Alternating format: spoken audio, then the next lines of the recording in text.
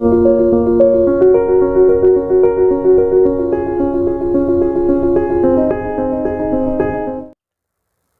हमने आज शुरू किया बच्चों जीव विज्ञान।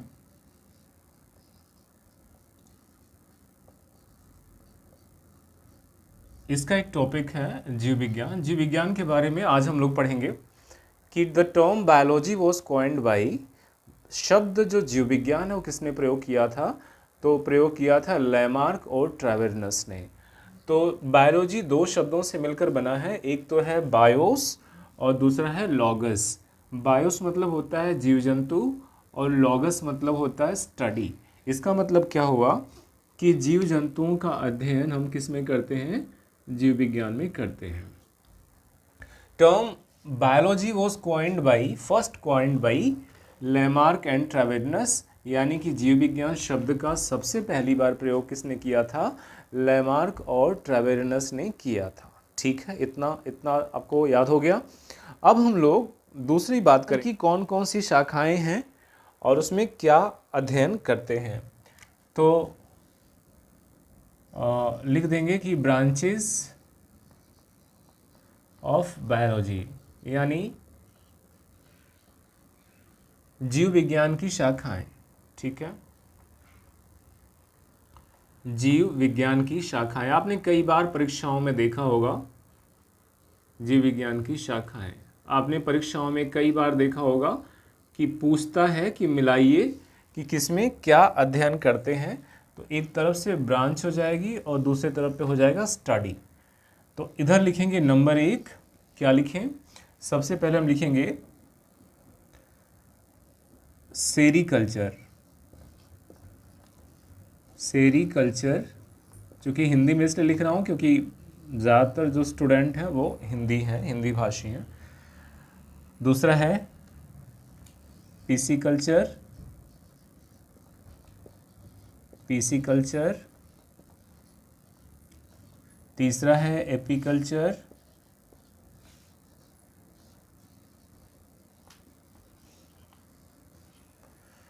चौथा है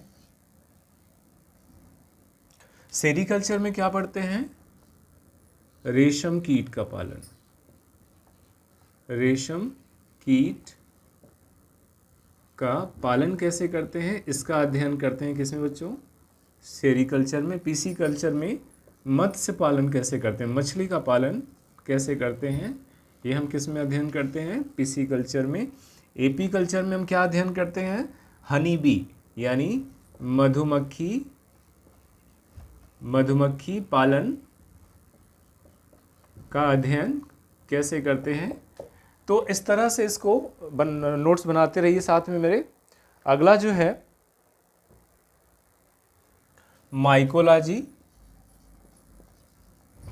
माइकोलॉजी एक माइकोलॉजी हो गया। दूसरा हो जाएगा फाइकोलॉजी। फाइकोलॉजी, इसके बाद हो जाएगा एंथोलॉजी। एंथोलॉजी, इसमें किसका स्टडी करते हैं?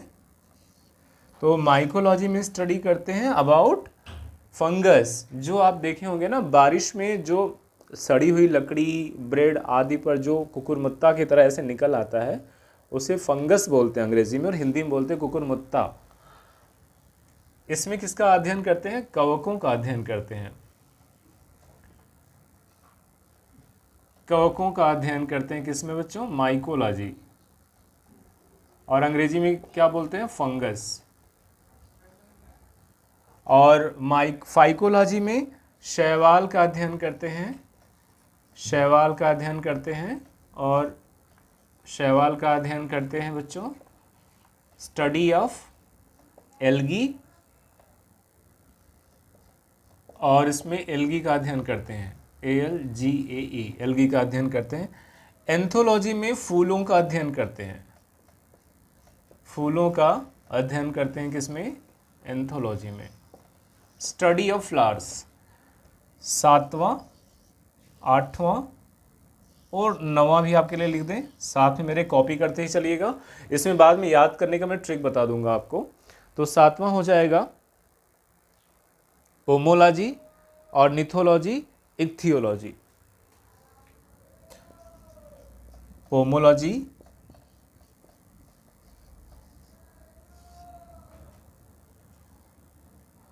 ऑर्निथोलॉजी, ऑर्निथोलॉजी और इक्थियोलॉजी, इक्थियोलॉजी। तो आपने इसे भी नोट कर लेना है। पोमोलॉजी में स्टडी ऑफ फ्रूट्स होता है, जिसे क्या बोलते हैं, फलों का अध्ययन करना। फलों का अध्ययन किसमें करते हैं, स्टडी ऑफ फ्रूट्स, पोमोलॉजी। और निथोलॉजी में किसका अध्ययन करते हैं, स्टडी ऑफ बर्ड्स, यानी चिड़ियों का अध्ययन करते हैं। किसका अध्ययन करते हैं बच्चों, चिड़ियों का अध्ययन, स्टडी ऑफ बर्ड्स। और नेक्स्ट है एक्थियोलॉजी। एक्थियोलॉजी में फिशेस का, मत्स्य पालन नहीं, मछलियों का अध्ययन करते हैं। कितनी तरह की मछलियां हैं, मछलियों का अध्ययन करते हैं।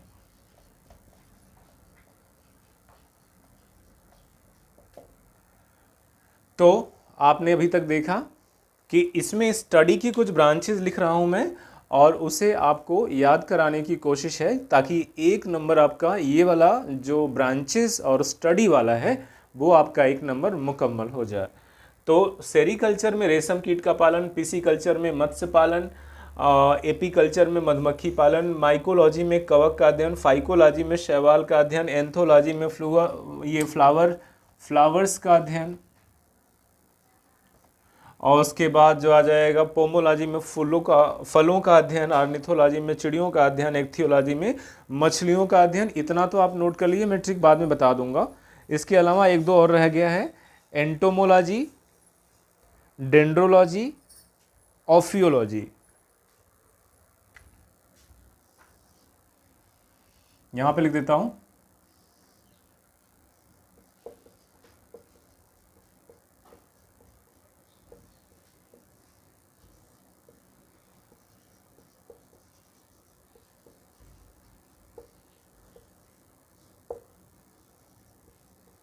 ऑफियोलॉजी। मेरे साथ में नोट करते रहिएगा, ऑफियोलॉजी।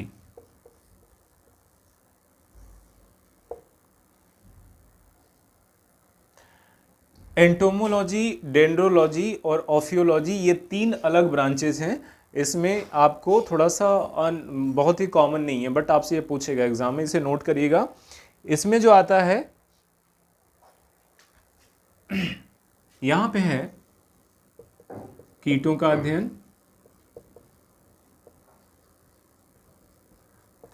इसमें है झाड़ियों का अध्ययन, श्रब्स का अध्ययन, झाड़ियों की स्टडी, श्रब्स इसको अंग्रेजी में बोलते हैं।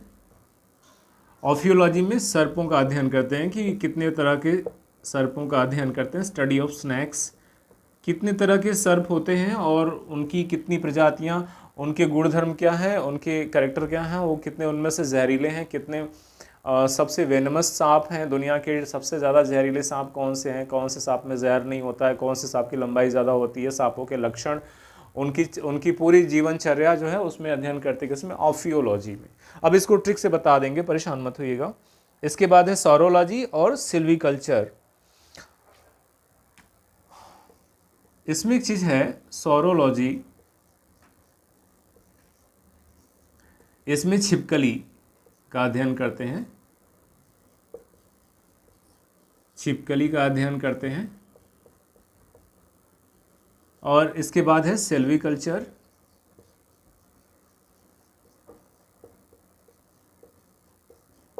सॉरोलॉजी में छिपकली का अध्ययन करते हैं, ठीक है। छिपकली को जब मार देते हैं तो आपको दुख होता है, इसलिए वहाँ पे सौरो प्रकट करते हैं, इसलिए क्या बोले, सॉरोलॉजी में छिपकली का अध्ययन करते हैं। और सिल्वीकल्चर में कहते हैं कि काष्ठीय वृक्षों का संवर्धन, काष्ठीय वृक्षों का संवर्धन।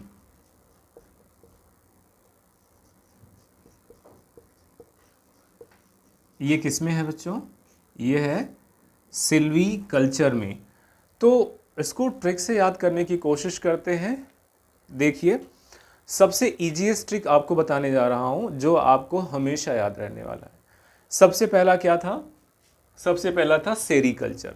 जब आप सेरीकल्चर की बात करते हैं तो आपको साड़ी याद आना चाहिए, साड़ी। और साड़ी कैसे बनता है बच्चों? सिल्क से बनता है। और सिल्क जो है आप जानते हो रेशम कीट से बनता है। कई तरह के ऑर्गेनिक सिल्क जो हैं वो रेशम कीट से बनते हैं, ठीक है। यानी कि जो सिल्क वाले जो इंसेक्ट होते हैं उनसे बोलते हैं। आप जानते हैं कि इसमें शहतूत या मलबेरी के पेड़ पे भी एक तरह का कीड़ा पाया जाता है, पैदा किया जाता है, इससे सिल्क बनाई जाती है। उसके शरीर को जब उबाल देते हैं तो उसमें से रेशम निकलता है, ठीक है ना, कुकून उसका। तो सेरी से साड़ी याद रखेंगे, साड़ी से रेशम कीट। दूसरा पीसी कल्चर, पीसी मतलब हो जाएगा फिश, ऐसे याद रखिए, पीसी मतलब फिशेस। और पीसी कल्चर में किसका अध्ययन करते हैं? मत्स्य पालन का अध्ययन करते हैं, जबकि इक्थियोलॉजी में मछलियों का अध्ययन करते हैं। पीसी कल्चर में मत्स्य पालन, पीस फिश, मत्स्य पालन। नेक्स्ट है एपीकल्चर और माइकोलॉजी। एपीकल्चर में एक सिंपल सा ट्रिक है कि एपी क्या होते हैं? एपी क्या पियोगे आप? यहां पे बात कर रहे हैं हनी यानी शहद पी। कोई आदमी है जिसको बहुत ही कोई ज़रूरी डॉक्टर ने बताया है कि ऐसा है कि तू शहद पिया कर, तो उसे क्या बोला? एपी। पी मतलब शहद, शहद मतलब हनी बी यानी मधुमक्खी पालन का अध्ययन एपी कल्चर में कहलाता है। इसके बाद माइकोलॉजी। माइकोलॉजी में किसका अध्ययन करते हैं? स्टडी ऑफ फंगस यानी कवक का अध्ययन करते हैं। तो कैसे? माइकोलॉजी, ठीक है। एक आपने कवक लग गया, कहाँ पे? माइका आपने लगवाया था किसी लकड़ी पर, उस पर जो है कवक लग गया यानी फफूंद लग गया और वो माइका हो गया खराब। तो माइकोलॉजी में फंगस का अध्ययन करते हैं। फाइकोलॉजी, अगला है फाइकोलॉजी। और फाइकोलॉजी में किसका अध्ययन करते हैं? एल्गी का यानी शैवाल का। शैवाल क्या होता है? जब आप किसी जलाशय के पास से जाते हो, वाटर बॉडी के पास से जाते हो जिसमें तालाब हो, पोखरी हो, पोखरा हो, या आपकी जो घर का जो ट्यूबवेल हो, ट्यूबवेल की दीवारों पे आप देखते होगे कि जब पानी भरा रहता है तो उसके दीवारों पर काई टाइप की लगी रहती है। These are algae. एल्गी मतलब शैवाल होता है, एकदम रेशम की जैसा होता है, ग्रीन ग्रीन कलर का चिपका हुआ पानी में, उसे शैवाल। और बारिश में आप बिछला के गिर भी जाते हैं, ठीक है। बारिश में जो सिलन होती है घर पे, वहाँ पे बिछला के आप गिर भी जाते हैं। तो गाँव में उसके लिए बचने के लिए ईंटें लगा देते हैं कि ईंटों पे चढ़ के जाओगे तो नहीं गिरोगे, क्योंकि वहाँ पे सरकन नहीं है। वो जो सरकता है ना बारिश में, वो ग्रीन ग्रीन चिपचिपा चिपचिपा, दीज आर एल्गी। और उसका अध्ययन हम किस में करते हैं? किस में करते हैं? फाइकोलॉजी में। नेक्स्ट आ जाएगा एंथोलॉजी। एंथोलॉजी में एंथर्स कहाँ पे होते हैं? ट्रिक से याद करिए कि एंथर्स कहाँ पे होते हैं? फूलों के पराग पर होते हैं। तो एंथोलॉजी में उसका अध्ययन करते हैं। नेक्स्ट आएंगे आप पोमोलॉजी। पोमो मतलब हो जाएगा फ्रूट्स, तो फलों का अध्ययन हम किस में करते हैं? पोमोलॉजी में करते हैं। नेक्स्ट आ जाएगा ऑर्निथोलॉजी। ऑर्निथो मतलब होता है बर्ड यानी चिड़ियों का अध्ययन हम ऑर्निथोलॉजी में करते हैं। उसके बाद यहाँ पे लिखा हुआ है इक्थियोलॉजी यानी मछलियों का अध्ययन, जबकि इसके पहले पीसी कल्चर में मत्स्य पालन का अध्ययन था, कैसे पालेंगे मछलियों को। और इक्थियोलॉजी में मछलियों का अध्ययन है कि मतलब मछलियाँ कितनी तरह की होती हैं। कुछ कैट फिश होती हैं, कुछ ऐसी फिश होती हैं जो मांसाहारी होती हैं, कुछ फिश ऐसी होती हैं जिनमें ढेर सारे बोन्स पाए जाते हैं, कुछ सिंगल बोन्स स्पाइनल कॉर्ड वाली फिशेज होती हैं। तो उसका अध्ययन इक्थियोलॉजी में करते हैं। एंटोमोलॉजी में कीटों का अध्ययन करते हैं। कीटों को जब आप बात करोगे तो आपको सबसे पहले क्या? चींटी याद आती है ना। तो कीटों का अध्ययन किसमें करते हो बच्चों? एंथो या स्पाइडर की बात कर देंगे, ये सारे जो है कीट हैं, तो इसमें अध्ययन करते हो आप किसका? देखिए ये मैंने बना दिया। तो कीटों का अध्ययन आप एंटोमोलॉजी में करते हैं। डेंड्रोलॉजी में वृक्षों की झाड़ियों का अध्ययन करते हैं। झाड़ियों का अध्ययन, जो वृक्ष होते हैं या जो छोटे वृक्ष से जो छोटे होते हैं जिन्हें झाड़ी कहते हैं। जैसे आप देखते होंगे इनकी हाइट लगभग 1 मीटर तक होती है, 1-1.5 मीटर तक होती है। ये क्या कहलाते हैं? ये झाड़ी कहलाते हैं। तो जो झाड़ियों का अध्ययन है वो किस में करते हैं बच्चों? वो करते हैं हम लोग डेंड्रोलॉजी में। ऑफियोलॉजी में सर्पों का अध्ययन करते हैं, ठीक है। ऑफियोलॉजी में सर्पों का अध्ययन। फियो में एक शब्द है फियर, तो डरते किससे आप? सांपों से। तो सांपों का अध्ययन फियर से ऑफियोलॉजी। और ऑफियोलॉजी में हम किसका अध्ययन करते हैं? सर्पों का अध्ययन करते हैं। इसके बाद आएगा सिल्वीकल्चर। सिल्वीकल्चर में काष्ठीय मतलब वुडन ट्री जितने होते हैं ना, जिन पेड़ों में लकड़ियां होती हैं, जो कठोर पेड़ होते हैं, पेड़ों में कई कोमल होते हैं, झाड़ियां होती हैं, एक मोटे चौड़े काष्ठीय पेड़ होते हैं, उनका अध्ययन हम सिल्वीकल्चर में करते हैं। सिल्वी, ठीक है। सिल्वी कल्चर, ऐसे सोचिएगा कि सिल्वर जैसे दिखते हैं जब पेड़। सिल्वी कल्चर में वुडन ट्री का अध्ययन करते हैं। उम्मीद है कि आपने इतना जो है वो नोट कर लिया होगा। मैं थोड़ा साइड हट जाता हूँ, स्क्रीनशॉट ले लीजिए, इसके आगे की बात अभी करेंगे। स्क्रीनशॉट ले लीजिए।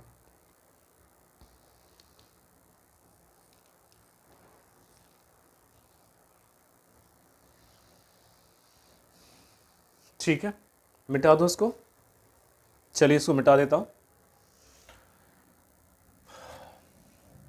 यहाँ से मिटाता हूँ ताकि आपको, सबसे बढ़िया डस्टर यही है, क्लॉथ्स, कॉटन के कपड़े सबसे बढ़िया डस्टर माने जा रहे हैं, अच्छे सफाई करते हैं। चलिए ये भी मिटा देता हूँ, अगर आपको कोई ऑब्जेक्शन ना हो तो।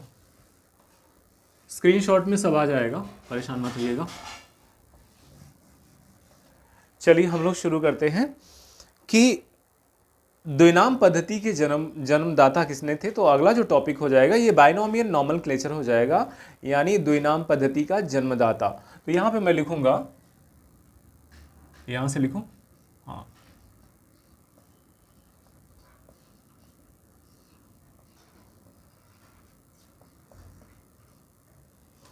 Binomial nomenclature.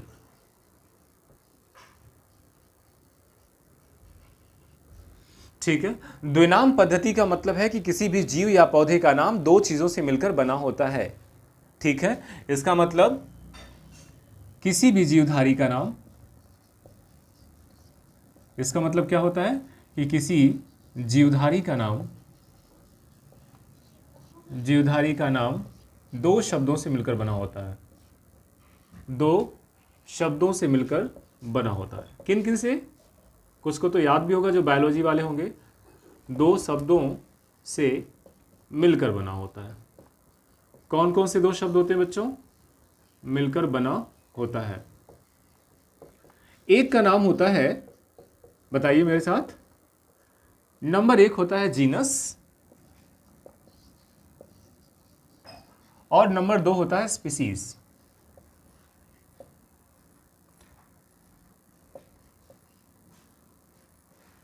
नंबर एक होता है जीनस और नंबर दो होता है स्पीसीज। इसको हिंदी में बोलते हैं वंश, और इसको क्या बोलते हैं? जाति।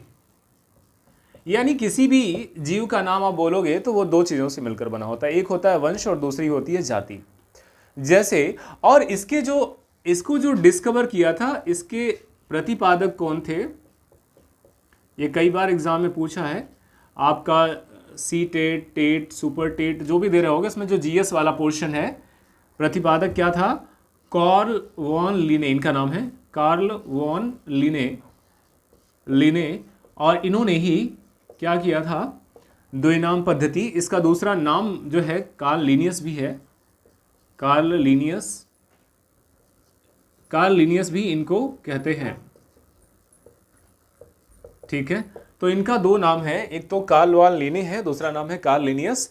इनके अनुसार किसी भी जंतु का नाम दो चीज़ों से मिलकर बना है, एक तो है जीनस और दूसरा नाम है स्पीसीज। ठीक है, तो जैसे कि आप जब मनुष्य का नाम बोलते हो तो उसका नाम क्या बोलते हो? होमो सैपियंस, जिसमें होमो जो है that is genus and sapiens is species. तो यहाँ पे मैं लिखूँ उदाहरण, यहाँ पे मैं लिखूँ एग्जाम्पल्स। देखिए आज की क्लास जो है ऐसे ही रनिंग क्लास है, लाइव है, और इसके साथ में आपको नोट करते हुए चलना है। ठीक है, ताकि आप ज़्यादा से ज़्यादा कंटेंट ले पाओ। एग्जाम्पल हो गया मानव। मानव का नाम क्या है? Homo sapiens. मानव का नाम होमो सैपियंस है। ठीक है, इसमें जो होमो है दैट इज जीनस, एंड जो सैपियंस है ये क्या है? स्पीसीज है। अब हम बात करेंगे मेंढक की। तो मेंढक का जो नाम है, जो वैज्ञानिक नाम है, वो क्या है? राना टिग्रीना।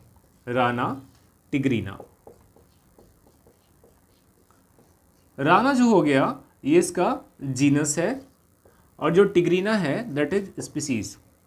आम का नाम क्या होता है? आम का बायोलॉजिकल नाम क्या होता है? Mangifera indica. आपने पढ़ा होगा। आम का नाम, आम के आम गुठलियों के दाम नहीं, आम का नाम क्या है? Mangifera indica. तो इसमें जो मैंगीफेरा है ना, ये जीनस है, और इंडिका जो है दैट इज स्पीसीज। इसी तरह से अरहर का क्या नाम है? अरहर, जो गांव वाले बच्चे जानते हैं, जिनकी दाल आप खाते हैं, शहर वाले भी दाल खाते हैं, लेकिन नाम जो है जानते हैं दोनों, पहचानते हैं केवल गांव वाले। शहर वालों को तो मैं मतलब ये दावे से तो नहीं कह सकता हूँ, लेकिन ज़्यादातर मुझे विश्वास है कि अगर गेहूँ और जौ रख दिया जाए तो उसको पहचानना इनके लिए असंभव हो जाएगा 90% लोगों के लिए। ठीक है, फसलों से दूर जा रहे हैं, कुदरत से दूर जा रहे हैं, लेकिन खा क्या रहे हैं, अनाज ही खा रहे हैं ना, तो पहचानना चाहिए। चलिए, आम का नाम है मैंगीफेरा इंडिका और अरहर का नाम है कजानस कजान। अरहर का नाम क्या है बच्चों? कजानस कजान। ये पूछा है परीक्षाओं में, मजाक मजाक में सारे क्वेश्चन करवा रहा हूं। कजानस कजान किसका नाम है? अरहर का नाम है। ठीक है, और इसी तरह से बिल्ली का नाम क्या है? बिल्ली।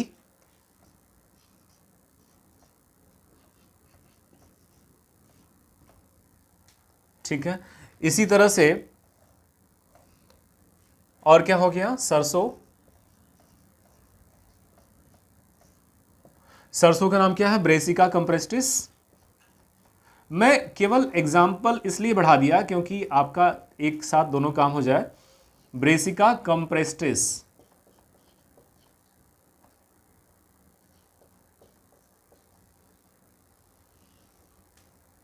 ब्रेसिका कंप्रेस्टिस सरसों का नाम है। एक और नाम है,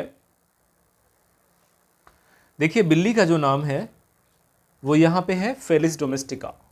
क्या नाम है? Felis domestica. डोमेस्टिक मतलब पालतू है और फेलिस मतलब ऐसे ही समझिएगा कि बिल्ली को पकड़ने में आप फेल हो जाते हैं, तो फेलिस डोमेस्टिका। ठीक है, एक और नाम लिखता हूं, जैसे गुड़हल बोलते हैं, कई बार पूछा जाता है, आपने इसका प्रयोग भी किया होगा, प्रैक्टिकल भी किया होगा हाई स्कूल या इंटर में।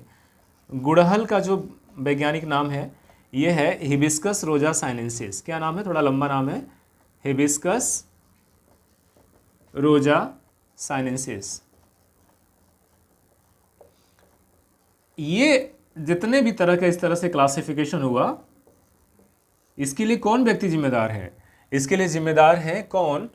कार्ल वॉन लिने, जिसे कार्ल लिनियस भी कहते हैं। इन्होंने क्या प्रतिपादित किया था? द्विनाम पद्धति इन्होंने प्रतिपादित किया था, यानी द्विनाम पद्धति के जन्मदाता थे। तो इसके अनुसार जो है पहला नाम जो होता है किसी भी जंतु का वो होता है जीनस, जैसे होमो और सैपियंस। इसमें जो दूसरा नाम होता है वो होता है स्पीसीज। तो एक जीनस हो गया और दूसरा स्पीसीज हो गया। एक दो नाम और है, मटर का नाम है, चना का नाम है, और एक है मक्खी। हाँ, मक्खी का नाम जरूर लिखिएगा। मक्खी का जो नाम है वह है मस्का डोमेस्टिका। मस्का डोमेस्टिका। और इसी तरह से मटर का नाम लिखेंगे तो यह है पाइसम सेटाइबम। पाइसम सेटाइबम।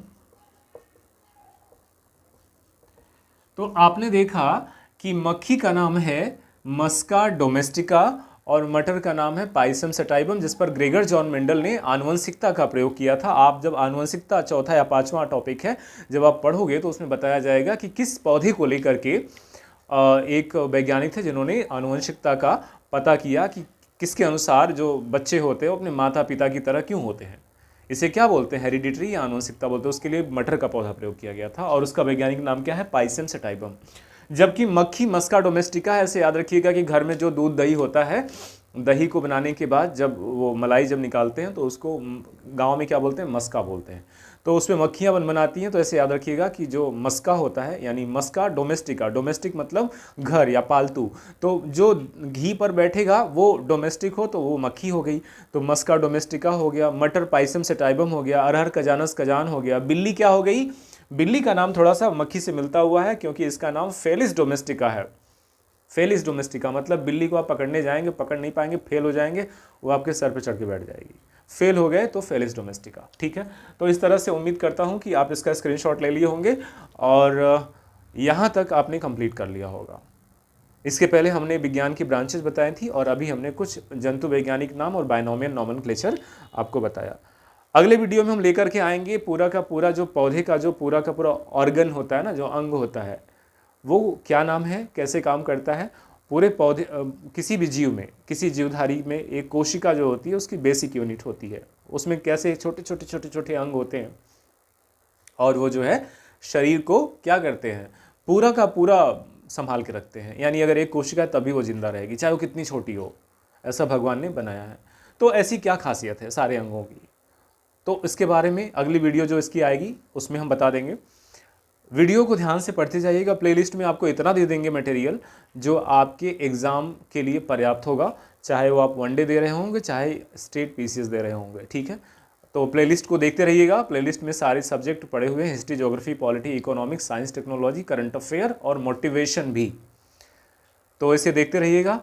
चैनल अगर पसंद आ रहा हो, आपकी नॉलेज में वृद्धि हो रही हो, तो आलस से छोड़ करके थोड़ा उसे क्या कर देंगे, उसे सब्सक्राइब कर लीजिएगा और अपने दोस्तों को कम से कम 5 या 10 दोस्तों को शेयर कर दीजिएगा।